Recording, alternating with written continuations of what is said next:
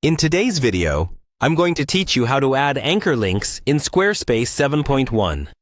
Let's dive right in and get started on making your website navigation smoother and more user-friendly. First, we begin by navigating to the Squarespace website. Head over to your web browser and type in the URL for Squarespace, or simply do a quick search if you prefer. Once you're on the site, you'll want to click on the Login button. This will direct you to a page where you can securely enter your login credentials. After you've successfully logged in, you'll find yourself on the Squarespace dashboard. This is the central hub for managing your website's content, design, and settings. From here, click on Website to select the site where you wish to add anchor links. It's important to have a clear idea of the sections on your page you want to link together. So go ahead and click on Edit Site to jump into the editor mode. At this point, you'll see your website layout where you can visually access all the sections. Hover over the section that you want to link to. If your page has multiple sections, take a moment to decide which specific area you'd like the anchor link to point to. Once you've made your decision, click on Edit Section for that chosen area.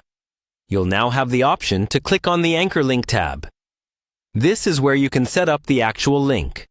By adding an anchor, you create a specific point on your page that you can direct your site visitors to. It's particularly useful for long pages or when you want to enhance the user experience by allowing quick navigation. Next, you'll need to add a name for your anchor. This name must be unique to ensure there's no confusion if you decide to add multiple anchors on your page. Remember, the name will become part of the URL structure, so keep it simple and relevant. An example could be About Us or Contact Details, depending on what the section contains. After naming your anchor, make sure you save your changes. Always preview your site after making modifications to check that the link is working as intended. Simply click on the anchor link for the section you edited and see if it smoothly navigates there. If everything looks good, you've successfully added an anchor link in Squarespace 7.1. And there you have it.